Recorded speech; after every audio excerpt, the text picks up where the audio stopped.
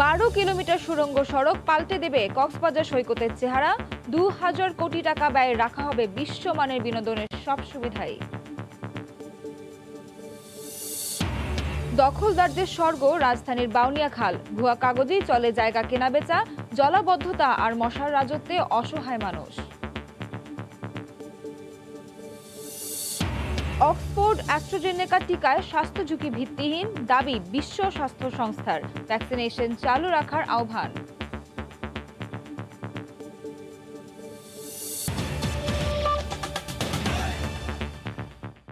সময় সংবাদের সঙ্গে আছি আমি নাবিলা সোহার। দীর্ঘদিন ধরেই পর্যটক ও স্থানীয়রা দাবি জানিয়ে আসছিলেন কক্সবাজার সৈকতকে আন্তর্জাতিক মানের আদলে সাজানো হোক। অবশেষে হাতে নেওয়া হয়েছে কক্সবাজার সমুদ্র সৈকতের তীর ঘেঁষে সুড়ঙ্গের আদলে 12 ফুট উচ্চতায় 12 কিলোমিটার দৃষ্টিনন্দন সড়ক তৈরির প্রকল্প। থাকবে সুড়ঙ্গের ভেতরে বিনোদনের সব সুযোগ সুবিধাও। এটি বাস্তবায়িত হলে সৈকতের চেহারায় পাল্টে যাবে বলছেন পর্যটন সংশ্লিষ্টরা। আরও জানাচ্ছেন সুজাউদ্দিন রুবেল। বিশ্বের দীর্ঘতম সমুদ্র সৈকত কক্সবাজার সুড়ঙ্গের আদলে 12 ফুট উচ্চতায় সৈকতের তীর ঘেঁষে তৈরি হবে 12 কিলোমিটারের দৃষ্টিনন্দন সড়ক। সুড়ঙ্গের ভেতরে থাকবে শপিং মল, উন্নত মানের রেস্তোরাঁ, কফি শপ, মালামাল রাখার লকার, ওয়াশরুম, চেয়ারে বসে কাচের জানালা দিয়ে সমুদ্র দেখা সহ বিনোদনের আধুনিক সব সুযোগ সুবিধা। সড়কের পশ্চিম পাশে বা সমুদ্রের দিকে থাকবে বাইসাইকেল ও পায়ে হাঁটার পৃথক রাস্তা। থাকবে সমুদ্র তলদেশের প্রাণীজগতের রহস্য দেখার অ্যাকুরিয়াম। সড়কের মোড়ে মোড়ে দাঁড়িয়ে থাকবে দৃষ্টিনন্দন ভাস্কর্য। থাকবে বিনোদন পার্ক, মুক্তমঞ্চ ও বিদেশি পর্যটকদের অবকাশ যাপনের ব্যবস্থা। মূলত দীর্ঘদিন ধরে গিঞ্জি সৈকতের বালুচরে ঝুপড়ি, দোকানপাট, ময়লা আবর্জনা আর অব্যবস্থাপনা, যা দেখে মুখ ফিরিয়ে নেন পর্যটকরা। এই অবস্থায় সৈকতকে আন্তর্জাতিক মানের আদলে সাজানোর দাবি পর্যটক ও স্থানীয়দের। এটা যদি একটু সাজানো গোছানো থাকে আমার মধ্যে ভালো লাগতো আর কি। এটা যদি আমাদেরকে সুন্দরভাবে করে দেওয়া হয় তাহলে আমাদের ব্যবসা প্রতিষ্ঠানটা আরো ভালো হবে। পানি উন্নয়ন বোর্ডের কর্মকর্তা জানান, জাতীয় অর্থনৈতিক পরিষদের নির্বাহী কমিটিতে উত্থাপনের জন্য বহুমুখী সড়ক প্রকল্পটি পরিকল্পনা মন্ত্রণালয়ে আছে। বাঁধের গোড়ায় সাইকেলওয়ে, ওয়াকওয়ে, শিশুদের জন্য পার্ক অন্তর্ভুক্ত করে এই প্রকল্পটির প্রস্তাবনা প্রণয়ন করা হয়েছে। পর্যটন সংশ্লিষ্টরা বলছেন, সৈকতের তীরকে দৃষ্টিনন্দন করার মাধ্যমে পর্যটনের সম্ভাবনা খুলবে, পাশাপাশি দেশি বিদেশি পর্যটকদের আকর্ষণও বাড়বে। বাচ্চাদের জন্য কোনো সময় খেলার কথা, বড়দের জন্য কোনো সময় ডিফারেন্ট একটা টাইপের অ্যামিউজমেন্ট পার্ক করা। তারপর দেখা যাচ্ছে যে আমাদের ওয়াটার স্পোর্টসের জন্য জায়গা ফিক্সড করে রাখা। যদি এক জায়গা থেকে ঠিকভাবে এক্সপার্ট দিয়ে কন্ট্রোল করা যায়, ট্যুরিস্ট আকৃষ্ট হবে। 12 কিলোমিটারের সড়কটি তৈরিতে ব্যয় হবে 2051,54,54 টাকা। আর প্রকল্পটি বাস্তবায়নের সময় লাগবে 4 বছর। নানা অব্যবস্থাপনার কারণে বিশ্বের দীর্ঘতম সমুদ্র সৈকত হলেও গেল কয়েক বছর ধরে খুব বেশি পদচারণা দেখা যায়নি বিদেশি পর্যটকের। তবে এই পরিকল্পনা বাস্তবায়িত হলে পাল্টে যাবে কক্সবাজারের পর্যটনের চিত্র। সে সঙ্গে আমূল পরিবর্তন আসবে স্থানীয়দের জীবনযাত্রায়, এমনটাই মনে করছেন বিশেষজ্ঞরা। সুজাউদ্দিন রুবেল, সময় সংবাদ, কক্সবাজার। বাউনিয়া খালে চলছে দখলদারদের রাজত্ব। সংশ্লিষ্টরা বলছেন, দখল উচ্ছেদে বিস্ফোরা, বৃহৎ ও দীর্ঘস্থায়ী স্থাপনা আর আদালতের স্থগিতাদেশ। এখন বাকি দখলদাররাও ঝুঁকছেন সেদিকে। আইনজীবীরা বলছেন, খাল দখল হয়েছে ভুয়া কাগজে। আর সিটি কর্পোরেশন খালের জায়গা ক্রয় বিক্রয়কারীদের আইনের আওতায় আনার চিন্তা করছে। Cilia সুলতানার report.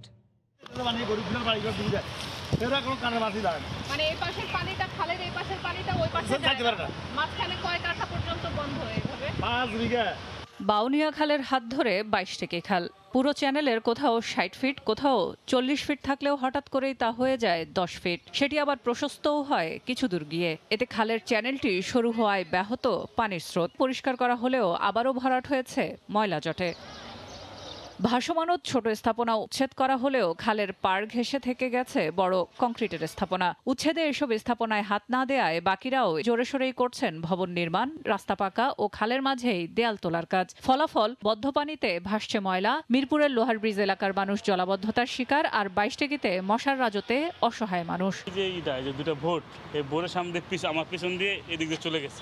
ওই যে পিছনে যে ওয়াল আছে, ওই ওয়ালের পিছন দিয়ে বাইরে হয়ে গেছে খালটা। কিন্তু খালটা কি এত সরু ছিল না যে ম্যাম আমার খাল পাইছি আমি দেখছি জলাবদ্ধতার কারণ একটাই বিভিন্ন ধরনের জায়গা কিনি এই জায়গায় খালটা ভরাট করে ফেলাইছে খালের জায়গাও দল করে ফেলাইছে ওদিক দিয়ে আছে মনে করেন 30 ফিট খালের জায়গা হলো 40 ফিট ওই পাশের দিকে কত আছে ওদিকে পুরোটাই 60 ফিট আছে খালের জায়গা খুঁজতে গিয়ে দেখা যায় পুরো খালই দখলদারের রাজত্বে। পরিবেশ আইনজীবীরা বলছেন বর্তমানের সব দখলই মূলত ভুয়া কাগজপত্রে। অনেকে দেখাচ্ছে যে মাঠ জরিপ যেটা সিটি জরিপ সেখানে তাদেরকে রেকর্ড দেওয়া হয়েছে। কিভাবে সম্ভব? নদীর জায়গা তো নদী হস্তক্ষেপ বিক্রি করতে পারে না, অতএব এখানে অন্য কারো মালিক হওয়ার কোনো সম্ভাবনা নাই। উত্তর সিটি কর্পোরেশন বলছে খালের জায়গা ক্রয় বিক্রয়কারীদের আইনের আওতায় আনা হবে। যারাই হোক সরকারি খাল নদী হাওর এবং আপনার এই যে লেক যারা দখল করবে সরকারি জায়গা সিটি কর্পোরেশনের জায়গা, আমরা বদ্ধপরিকর এবং আমরা সেটা করব, খুঁজে বের করার চেষ্টা শুরু করেছি। তবে সিটি কর্পোরেশনের আওতায় আসার পর বেশ কিছু খাল এরই মধ্যে পেয়েছে স্বাভাবিক স্রোত। সেলিয়া সুলতানা, সময় সংবাদ, ঢাকা। রাজধানীর উত্তরায় ঢাকা উত্তর সিটি কর্পোরেশনের সমন্বিত মশা মারার অভিযান চলছে। সেখানে আছেন রিপোর্টার আহমেদ সালেহীন। সরাসরি চলে যাচ্ছি তার কাছে। সালেহীন, ধন্যবাদ। আমি এই মুহূর্তে অবস্থান করছি উত্তরা 11 নম্বর সেক্টরের কামারপাড়া এলাকায়, যেখানে আসলে ঢাকা উত্তর সিটি কর্পোরেশনের মেয়র আতিকুল ইসলাম, যিনি আজকে যে মশক নিধনের যে শেষ দিন ক্র্যাশ প্রোগ্রামের, সেই 9 দিনের যে ক্র্যাশ প্রোগ্রামের শেষ দিন, সেই শেষ দিনে তিনি এসছেন এবং আজকে তিনি পরিদর্শন করছেন উত্তরা এলাকার, যেখানে যেখানে আসলে মশার আধিক্য রয়েছে সেসব জায়গাতে আসলে তিনি পরিদর্শন করছেন। এবং আমরা দেখেছি যে ফগার মেশিন দিয়ে এবং বিভিন্নভাবে মশা নিধনের কার্যক্রম পরিচালনা করা হচ্ছে সিটি কর্পোরেশন পক্ষ থেকে। এছাড়া একটা বিষয় বলে রাখতে চাই যে আজকে কিন্তু এই মুহূর্তে এই পরিদর্শনের আগ মুহূর্তে একটি বায়োমেট্রিক ট্র্যাকার অ্যাপসের উদ্বোধন করেছেন আতিকুল ইসলাম, যেটির বিষয়টি হচ্ছে যে তিনি কিন্তু এর আগে কয়েকদিন যাবত বলছিলেন যে সিটি কর্পোরেশনের কর্মীদের মূলত মনিটরিংয়ের অভাবের কারণেই আসলে মশক নিধনের যে বিষয়টি, যে পরিকল্পনা বা যে কার্যক্রম, সেটি কিন্তু সফলতার মুখ কখনোই দেখতো না। তো মূলত সিটি কর্পোরেশনের কর্মীদেরকে মনিটরিংয়ের আওতায় আনা, জবাবদিহিতার আওতায় আনার কারণেই মূলত আজকে এই অ্যাপসের উদ্বোধন করা হয়েছে বায়োমেট্রিক যে ট্র্যাকার মেশিন। অর্থাৎ যে কর্মী সকালবেলা যিনি আসবেন সিটি কর্পোরেশনে বা যিনি হাজিরা দিবেন, আগে তো হাজিরা হতো খাতা কলমে কাগজে সিগনেচারের মাধ্যমে, স্বাক্ষরের মাধ্যমে, সেটি থেকে উঠে ডিজিটাল পদ্ধতিতে তারা এই এই বায়োমেট্রিক অ্যাপসটি চালু করেছেন, যেন তার আসা যাওয়ার হিসেব নিকেশ এবং তিনি যে কোথায় যাচ্ছেন, যে কর্মী মশক নিধন কর্মী, তিনি ফগার মেশিন নিয়ে কোথায় যাচ্ছেন, কোথায় ওষুধ ছিটাচ্ছেন কিংবা মশা মারার কোনো কার্যক্রমে তিনি সম্পৃক্ত রয়েছেন কিনা তা সম্পূর্ণভাবে দেখা যাবে। এক প্রকার বলা যায় জিপিএস ট্র্যাকিং সিস্টেমের মতনই কিন্তু এটা বলা যায়, এবং সেটি একটা আধুনিক প্রযুক্তি তারা এনেছেন রবির সহায়তায়। বেসরকারি মোবাইল যে অপারেটর, তাদের কাছ থেকে মূলত এই অ্যাপসটি সংগ্রহ করা সিটি কর্পোরেশনে, এবং যে তাদের যে প্রায় 1000-এর অধিক যে কর্মী আছে মশক নিধনের, তারা যেন কোনোভাবেই জবাবদিহিতার বাইরে থাকতে না পারে, জবাবদিহিতার মধ্যে তাদের থাকতে হবে, এবং জবাবদিহিতার মধ্যে থাকার জন্যই মূলত এই অ্যাপস উদ্বোধন করা হয়। এবং এটি মূলত তিনি বলছেন আতিকুল ইসলাম যে এটি মশক নিধনে নগরবাসীকে স্বস্তি আনতে কর্মীদের মশক নিধনের যে কার্যক্রম সেটি সম্পূর্ণভাবে পরিচালনা করা যাবে এবং অ্যাপসের মাধ্যমে সেটি আনা যাবে। মূলত আজকে 9 দিনের যে হিসেব নিকেশ কোষে আসলে আতিকুল ইসলাম বলেছেন যে 9 দিন খুব কম সময়, এর মধ্যে আসলে মশক নিধন যতটুকু কমানো সম্ভব তাকে সেটাকে কন্টিনিউ করতে হবে, অত চলমান এই প্রক্রিয়ার মধ্যে থাকতে হবে। যদিও আছে ক্র্যাশ প্রোগ্রামের শেষ দিন, তারপরে তিনি বলেছেন যে সামনে এগুলি এগোতে হবে এবং কর্মীদেরকে জবাবদিহিতার মধ্যে আনতে হবে, জনগণকে সচেতন হতে হবে। এবং একটি হুঁশিয়ারি তিনি দিয়েছেন, যেটা বলতেই হয়, সেটি হচ্ছে যে যার ডোবা, যার নালা, যার বাসায় মশার প্রজনন ক্ষেত্র থাকবে তাকেই ব্যবস্থা নিতে হবে। যদি এর ব্যত্যয় হয় সিটি কর্পোরেশন তার বিরুদ্ধে মামলা সহ যে কোনো ধরনের ব্যবস্থা নেবে বলে হুঁশিয়ারি দিয়েছেন সিটি কর্পোরেশনের মেয়র আতিকুল ইসলাম। এই ছিল আমার কাছে ঢাকা উত্তর সিটি কর্পোরেশনের মশক নিধন কার্যক্রম পরিদর্শনের সবশেষ খবর। ঢাকা উত্তর সিটি কর্পোরেশন থেকে মশা মারার বিষয়ে সবশেষ খবর জানাচ্ছিলেন রিপোর্টার আহমেদ সালেহীন। সময় সংবাদে আরও থাকছে, পেঁয়াজ ফুলে ছেয়ে গেছে ফরিদপুরের মাঠের পর মাঠ, শত কোটি টাকার বীজ উৎপাদনের লক্ষ্য, সরকারি সহযোগিতা পেলে বিদেশেও রপ্তানির আশা।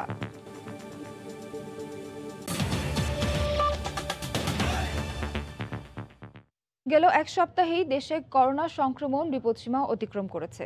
এই বিষয়ে বিস্তারিত জানাতে বঙ্গবন্ধু শেখ মুজিব মেডিকেল বিশ্ববিদ্যালয়ে আছেন রিপোর্টার ফারুক ভূঁইয়া রবিন। সরাসরি চলে যাচ্ছি তার কাছে। রবিন, শুনতে পাচ্ছেন? যে বেড়ে যাওয়া সেটি কিন্তু আমরা এরই মধ্যে লক্ষ্য করেছি।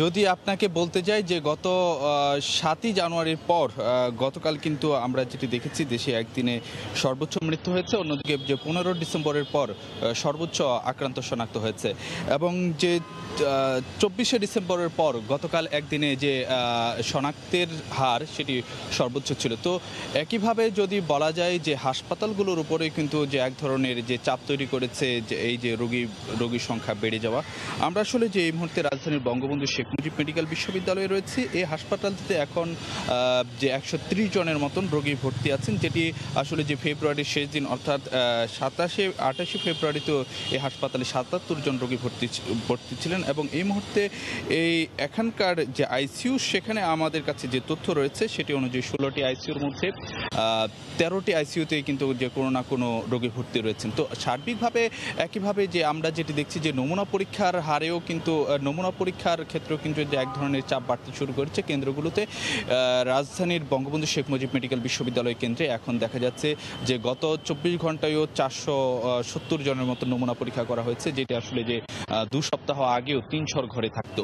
তো সব মিলিয়ে আসলে আমরা যেটি দেখছি যে আক্রান্তের হার যেমন বাড়ছে, মৃত্যু যেমন বাড়ছে, ঠিক একইভাবে শনাক্তের হারও বাড়ছে, যেটি জানুয়ারিতে কিংবা যে ফেব্রুয়ারিতে কোনো দিন 3% নিচে নেমে এসেছিল এবং কোনো দিন 2.5% নিচেও কিন্তু আক্রান্ত শনাক্ত হয়েছিল, শনাক্তের হার ছিল। তো সেই জায়গায় এখন যখন 9% বেশি বেড়ে গেছে তখন কিন্তু এক ধরনের যে শঙ্কা তৈরি করেছে। তবে বিশেষজ্ঞরা আসলে যেটি বলছেন যে এই মুহূর্তে মানুষের মধ্যে যে একটি যে ঢিলেঢালা ভাব চলে এসেছিল সেটির কারণে হয়তোবা যে প্রবণতা আরেকটু ঊর্ধ্বমুখী। তো সেই ক্ষেত্রে সবাই যেন স্বাস্থ্যবিধি মেনে চলেন এবং সাবধানতা অবলম্বন করেন, সতর্কতা অবলম্বন করেন এবং মানুষের যে চলাফেরার ক্ষেত্রে যে উদাসীনতা সেটি যেন একটু কমিয়ে আনা হয়, সে দিকটি কিন্তু জোর দেওয়া হচ্ছে। এবং অন্যদিকে যদি আমরা যেটি দেখতে পাচ্ছি যে যুক্তরাজ্যের যে নতুন স্ট্রেন সেটিও বাংলাদেশে ধরা পড়ার একটি খবর পাওয়া গেছে এবং 6 জন শনাক্ত হয়েছেন যুক্তরাজ্যের নতুন স্ট্রেনে এবং সেই জায়গা থেকে যেন সবাই যেন সতর্ক হন। অর্থাৎ যে ভ্যাকসিন আসার পরে যে একটি আশা জাগানীয় পরিস্থিতি তৈরি হয়েছিল তখনই কিন্তু বিশেষজ্ঞরা সতর্ক করে দিয়েছিলেন যে ভ্যাকসিনে একমাত্র সমাধান নয় কোভিড থেকে মুক্তির জন্য, মানতে হবে সাবধানতা, মানতে হবে স্বাস্থ্যবিধি, তাহলেই কেবল মহামারী থেকে মুক্তি পাওয়া সম্ভব। তো এই ছিল আমার কাছে সবশেষ খবরাখবর। এতক্ষণ বঙ্গবন্ধু শেখ মুজিব মেডিকেল বিশ্ববিদ্যালয় থেকে সরাসরি যুক্ত ছিলেন রিপোর্টার ফারুক ভূঁইয়া রবিন। দেশের বাইরের খবর, অক্সফোর্ড অ্যাস্ট্রাজেনেকার করোনা টিকা নিয়ে উদ্বেগ বাড়ছে ইউরোপে। ইইউর 7 দেশে এই টিকার প্রয়োগ আপাতত স্থগিত রাখা হয়েছে। তবে বিশ্ব স্বাস্থ্য সংস্থা বলছে টিকাটির বিরুদ্ধে ওঠা স্বাস্থ্য ঝুঁকির অভিযোগ ভিত্তিহীন। ভ্যাকসিন কার্যক্রম চালু রাখার আহ্বান জানিয়েছে সংস্থাটি। অক্সফোর্ড অ্যাস্ট্রাজেনেকার করোনার টিকা অন্তত 70% পর্যন্ত কার্যকর। যাদের বয়স 70-এর উপরে তাদের জন্য এই টিকা 60% পর্যন্ত কাজে দেয়। একাধিক গবেষণায় এমন তথ্যই উঠে এসেছে। সবকিছু জেনে বুঝেই ইউরোপের দেশগুলোতে শুরু হয় ব্রিটেনের তৈরি এই টিকার প্রয়োগ। তবে রক্ত জমাট বাঁধার অভিযোগ তুলে সেই দেশগুলোই এখন স্থগিত করছে অক্সফোর্ড অ্যাস্ট্রাজেনেকার টিকার ব্যবহার। তবে বাস্তব তথ্য বলছে ইউরোপীয় ইউনিয়ন ও যুক্তরাজ্যের প্রায় 1,70,00,000 মানুষ এই টিকা এরই মধ্যে গ্রহণ করেছেন। টিকা নেয়ার পর গুরুতর পার্শ্ব প্রতিক্রিয়ার খবর একেবারেই হাতে গোনা। মাত্র 37টি অভিযোগ মিলেছে রক্ত জমাটের। ইউরোপের দেশগুলো একজোট হয়ে যে সিদ্ধান্ত নিচ্ছে তা কোনোভাবেই যুক্ত নয় বলে দাবি করেছে বিশ্ব স্বাস্থ্য সংস্থাও। গেল শুক্রবার আমাদের সংবাদ সম্মেলনেও একই কথা বলেছি, আজও বলছি, শরীরে রক্ত জমাট বাঁধার সঙ্গে টিকা নেয়ার কোনো সম্পর্ক নেই। তাই টিকা কার্যক্রম নিয়ে প্রশ্ন তোলার অবকাশ দেখছি না। আর গবেষণা ছাড়া হুট করে এই অভিযোগ তোলা কোনোভাবেই ন্যায়সঙ্গত নয় বলে মনে করছেন বিশ্লেষকরা। সৈয়দ ইফতেখার, সময় সংবাদ। চলতি মৌসুমে ফরিদপুরে 100 কোটি টাকার বেশি পেঁয়াজ বীজ উৎপাদনের লক্ষ্যে কাজ করছে জেলার কৃষি বিভাগ। তবে গত বছর অস্বাভাবিক চাহিদার কারণে 500 কোটি টাকা আয় হয়, যা অন্যান্য বছরের চেয়ে 5 গুণ। আবাদ ভালো হওয়ায় লক্ষ্যমাত্রা 1000 মেট্রিক টনের বেশি হবে বলে আশা চাষিদের। পাশাপাশি সরকারি সহযোগিতা পেলে বিদেশেও পেঁয়াজ বীজ রপ্তানি সম্ভব বলে মনে করেন সংশ্লিষ্টরা। ফরিদপুর প্রতিনিধি সুমন ইসলামের পাঠানো তথ্য ও ছবি নিয়ে রিপোর্ট। দিগন্ত জুড়ে শোভা পাচ্ছে পেঁয়াজ ফুলের নান্দনিক দৃশ্য। ফরিদপুর সদর, ভাঙ্গা, নগরকান্দা ও সদরপুর উপজেলার বিভিন্ন এলাকার চিত্র অনেকটাই এমন। মাঠের পর মাঠে এভাবেই উৎপাদন করা হচ্ছে পেঁয়াজের বীজ। দেখতে ভিড় করছেন সৌন্দর্য প্রেমীরা। গত বছর কয়েক গুণ বেশি লাভ হওয়ায় জেলায় বেড়েছে পেঁয়াজ বীজের আবাদ। তাহেরপুরি, সুখসাগর, নাসিক, কিংসহ বারিজাতের বিভিন্ন পেঁয়াজের বীজ উৎপাদনে কাজ করছেন চাষিরা। উপযুক্ত মাটি ও অনুকূল আবহাওয়ায় হেসে উঠেছে পেঁয়াজের বীজতলা। উৎপাদিত পেঁয়াজ বীজ স্থানীয়ভাবে কালো সোনা হিসেবে পরিচিত।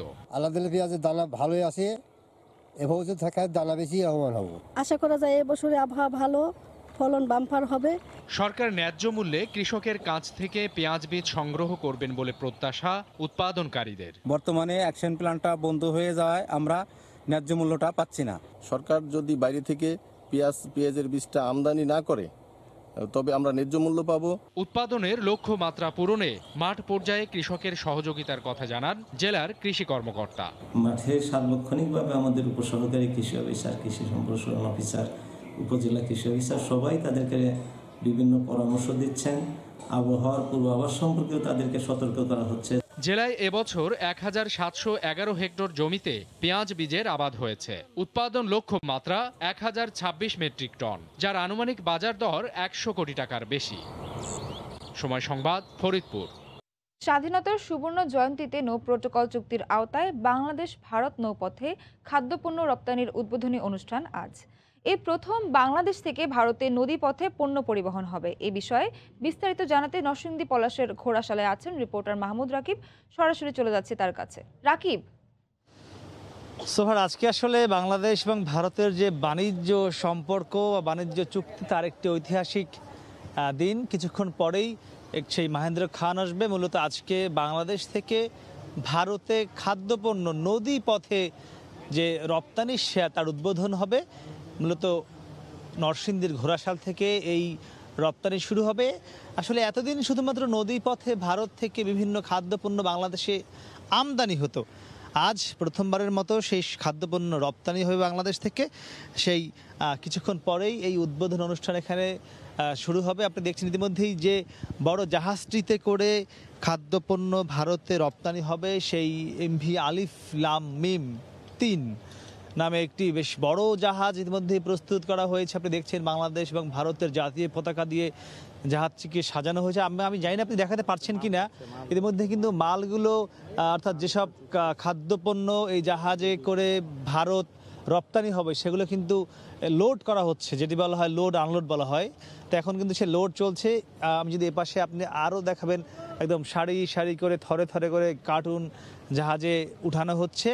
তো কিছুক্ষণ পরে এটি নৌ প্রতিমন্ত্রী এবং এখানে ভারতীয় হাইকমিশনার তাদের এই কার্যক্রমটি উদ্বোধন করবার কথা।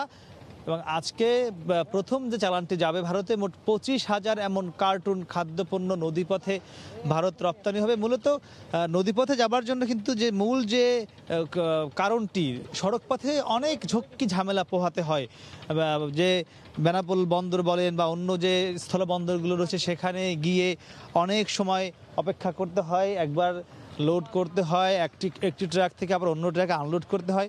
তো এসব ঝামেলা থেকে মূলত মুক্ত হবার জন্যই কিন্তু এই নদী পথে এমন আয়োজন করা হয়েছে। এই জাহাজটি মূলত খুলনার যে আংটিহারা নৌবন্দর রয়েছে, সেই খুলনা আংটিহারার যে সেখান থেকে মূলত জাহাজটি কলকাতায় গিয়ে পৌঁছাবে এবং পুরো জাহাজটি পৌঁছতে আমরা যতদূর জানতে পেরেছি সপ্তাহ খানেক সময় লাগতে পারে জাহাজটি পৌঁছাতে। এবং এখানে যে পরিমাণ মাল এই জাহাজে করে ভারত যাবে, এই পরিমাণ মালামাল কিন্তু স্থলপথে নিতে কম করে হলেও 50টিরও বেশি ট্রাক লাগবে। তো নানানভাবেই কিন্তু সুবিধা বাড়বে নদীপথে এই যে পণ্য রপ্তানি শুরু হলে, এবং বাংলাদেশে কিন্তু আয়ও বাড়বে ভারত থেকে। তো সেটি কিছুক্ষণ পর উদ্বোধন হবে। আমরা নিশ্চয়ই পরবর্তী সংবাদে আপনাকে আবারও এখানকার যে খবরগুলো সেগুলো জানিয়ে দেবো। আমার কাছে এই ছিল সবশেষ। নাবিলা, মুজিব বর্ষ ও বাংলাদেশের স্বাধীনতার সুবর্ণ জয়ন্তীতে একটি রেজুলেশন করেছে নিউ ইয়র্ক স্টেট সিনেট। বাংলাদেশের স্বাধীনতা দিবসকে সামনে রেখে যুক্তরাষ্ট্রের এমন পদক্ষেপে গর্বিত প্রবাসী বাংলাদেশিরা। নিউ ইয়র্ক থেকে আরও জানিয়েছেন হাসানুজ্জামান সাকি।